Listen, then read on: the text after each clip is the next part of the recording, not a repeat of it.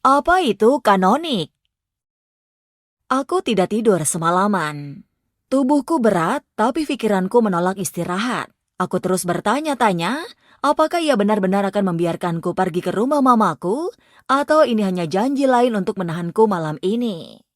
Aku duduk di tepi ranjang, lutut bertekuk, menatap jam berdetak lambat dalam keheningan. Ia berbaring di sebelahku, terlelap, nafasnya tenang, wajahnya damai, seolah dunia tak pernah menyentuhnya. Pemandangan itu membuatku muak. Bagaimana mungkin ia bisa tidur dengan damai, sementara aku di sini tercekik oleh pikiranku sendiri.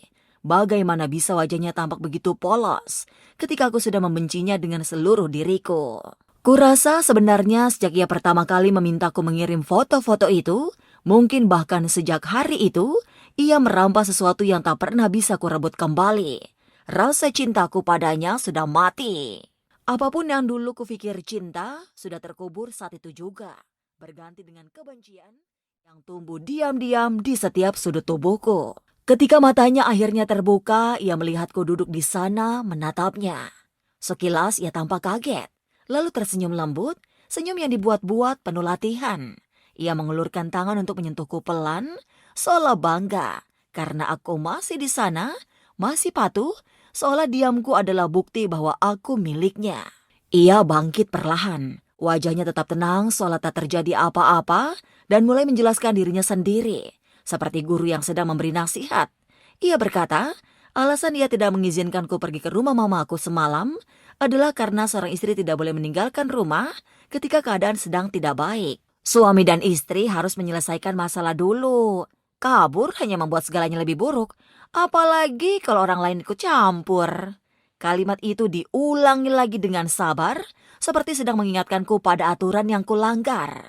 Aku mendengarkan dengan kepala menunduk, mengangguk agar kata-katanya terdengar masuk akal. Di dalam hati aku hanya menunggu bukti bahwa hari ini akan berbeda, bahwa ia benar-benar akan menepati janji. Aku tidak ingin terlihat marah, tidak ingin memberinya alasan untuk berubah pikiran. Jadi aku tersenyum lembut, menampilkan kepatuhan yang membuatnya merasa aman, memberinya ilusi bahwa aku mengerti. Lalu ia memelintir izinnya menjadi seolah-olah kebaikan. Seolah mengizinkanku bertamu mamaku adalah hadiah yang harus kusyukuri. Ia memintaku membuatkan secangkir kopi. Aku menurut karena mengatakan tidak terasa mustahil di ruang yang begitu sunyi itu. Aku bergerak pelan di dapur kecil, membiarkan tanganku bekerja otomatis, menatap air mendidih dengan cairan hitam yang menetes perlahan seperti waktu. Saat ku aduk, pikiran tajam melintas di kepalaku. Kalau saja aku tidak takut pada Tuhan, mungkin aku akan meludah ke dalam cangkir ini. Tapi Bobby telah mengajariku bentuk ketakutan lain. Ia mengikis keberanianku dan menggantinya dengan rasa bersalah yang dibungkus ajaran. Ia menanamkan gagasan bahwa tugasku adalah melayani suami, bahwa kami terikat di hadapan Tuhan, dan bahwa kepatuhan adalah suci jika datang dari mulutnya. Aku membawa cangkir itu kembali, berusaha menahan getaran di tanganku agar tak terlihat. Ia menerimanya dengan senyum puas kecil, senyum yang biasanya datang sebelum pelajaran baru. Kamu tahu apa yang selalu aku bilang? Aku menjual bukti, bukan janji. Ia menepuk meja, lalu mengangguk, seolah memberi restu. Kamu boleh ke rumah ibumu hari ini. Nada boleh itu terdengar seperti kemenangan bagi dirinya, bukan kebebasan bagiku. Di dalam sesuatu justru menegang, bukan lega. Aku tahu ini bukan pemberian, hanya barter. Aku memberinya kebohongan yang ia butuhkan untuk terlihat lembut, dan sebagai gantinya, ia memberiku potongan kecil kebebasan. Rapuh, hampir tidak nyata. Aku tersenyum, senyum yang sudah kuhafal, sementara pikiranku tetap bersembunyi di balik diam.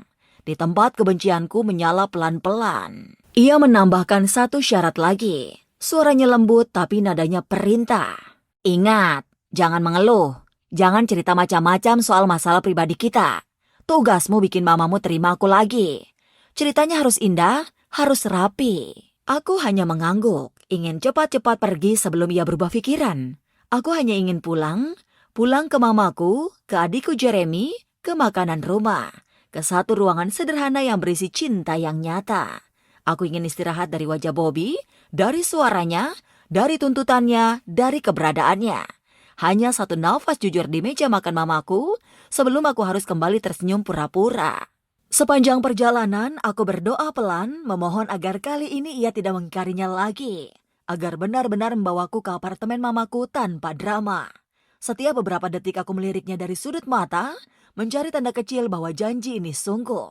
Ia menatapku sekilas, lalu berkata, nada suaranya serius seperti sedang menutup perjanjian. Bersumpahlah sekarang demi nama Tuhan. Kamu tidak akan bilang hal buruk tentang aku ke mamamu. Atau biarkan saja ponselmu tetap tersambung biar aku bisa dengar. Susah percaya sama kamu. Kamu suka ngarang. Kesabaranku pecah. Aku bersumpah demi Tuhan. Suaraku bergetar. Belum cukup. Kenapa sih kamu gak bisa percaya sama aku? Aku tidak bermaksud terdengar marah. Tapi luka di dadaku keluar dalam bentuk kemarahan. Air mata langsung jatuh. Aku gak mau bilang apa-apa. Aku cuma kangen mama. Kata-kata itu keluar seperti air yang sudah terlalu lama kutahan di bawah rusuk. Wajahnya melunak sebentar, lalu berkata kaku, "Baiklah," katanya datar. Lebih seperti lakon daripada janji. Ia menatapku, nada suaranya mendadak ringan. "Jangan nangis, nanti mama curiga." Aku mengangguk, menyeka air mata dengan punggung tangan. Begitu aku melangkah ke apartemen, Jeremy langsung berlari dan memelukku seakan aku baru kembali dari kematian. Wajahnya lega, seperti sudah menungguku seumur hidupnya. Aku memeluknya erat, tidak mau melepaskan. Mamaku memelukku lama, matanya basah seperti biasa. Tapi kali ini, aku tidak menggoda atau menertawakannya karena terlalu lembek. Aku menangis juga, pelan dan tiba-tiba. Dalam momen rapuh itu, untuk sesaat aku merasa aman. Seolah dunia tak bisa menyentuhku lagi. Aku tidak ingin pergi, aku ingin tinggal selamanya. Aku bahkan di tengah rasa hangat itu, rasa malu dan kesadaran akan kebodohanku menekan dadaku. Mengingatkan bahwa kebebasan ini hanya sementara. Mamaku menatapku, mungkin heran karena aku menangis. Biasanya aku yang paling kuat. Gadis berhati baja yang jarang menunjukkan air mata. "Kamu gak apa-apa?" Tanyanya lembut, tapi nadanya cukup tajam untuk menembus kebohonganku sebelum sempat kuucapkan. Tentu aku menjawab template yang sudah kuhafal. "Gak apa-apa, cuma capek, syutingnya padat banget." Aku tersenyum kecil, berharap cukup untuk menutup matanya dari semua hal yang sedang kusembunyikan. Tapi ia tidak percaya. Aku bisa melihatnya dari matanya yang menyipit, dari rona merah kecil di pipinya. Ia tahu aku berbohong. Aku ingin bicara, sungguh ingin. Kata-kata itu sudah di ujung lidah, tapi sebelum keluar aku melihat ponselku, aku sudah belajar untuk selalu memeriksa, memastikan tidak ada panggilan tersembunyi dari Bobby yang tersambung diam-diam. Ia pernah melakukannya. Setelah yakin aman, aku membuka mulut. Kebenaran sudah menekan tenggorokanku, tapi rasa takut membuatnya kusut.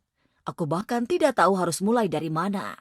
Jadi akhirnya, aku hanya berkata pelan, "Cuma banyak aja yang kupikirin, aku gak mau bahas sekarang." Rasa malu menempel di setiap kata. Sebagian diriku ingin mengaku, tapi sebagian lain tahu pengakuan hanya akan memperumit segalanya. Mamaku menarik nafas panjang lalu membiarkannya. Bukan karena ia percaya, tapi karena ia bisa melihat aku rapuh. Mungkin ia juga sadar kami tidak tahu kapan bisa bertemu lagi. Jadi alih-alih memaksa, ia memilih menenangkan suasana. Ia mendorong piring ke arahku. "Coba kue ini," katanya lembut. Setelah beberapa menit hening, ia bertanya pelan, "Boleh mama tanya soal pernikahanmu?" "Sudah lewat sih, tapi mama penasaran." Aku mengangguk ragu. "Kapan kamu sempat ngurus persiapannya? Latihannya? Pertemuan dengan pastor? Semua prosedur kanonik itu. Kamu kan sibuk syuting terus. Mama merasa kayak ketinggalan semuanya." Aku mengerutkan kening. "Prosedur apa? Kami nggak latihan apa-apa kok." Jawabku jujur. Wajah mamaku berubah, dari bingung jadi khawatir. "Aureli, pernikahan Katolik nggak bisa dilakukan tanpa surat nikah sipil dulu.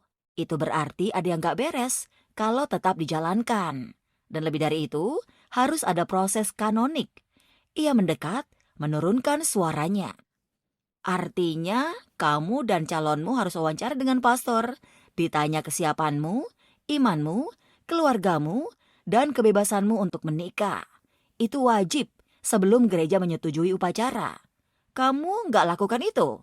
Aku menggeleng, merasa tubuhku semakin kecil di sofa. Semua yang ia sebut tidak pernah terjadi. Aku bilang kami tidak melakukan apapun, hanya datang dan tiba-tiba upacara dimulai. Aku bilang aku memang sempat bertemu pastor, tapi itu karena Bobby memaksaku mengaku dosa. Katanya aku penuh dosa dan harus disucikan dulu. Mamaku menatapku lama, tangannya menutupi wajahnya, seolah tak percaya dengan yang baru ia dengar. Ini bukan Las Vegas, Aureli. Suaranya meninggi karena cemas. Kamu nggak bisa cuma bilang, I do, terus itu jadi sah. Pernikahan Katolik bukan kayak beli kacang di pinggir jalan. Aku yakin bahkan Las Vegas pun nggak seperti itu.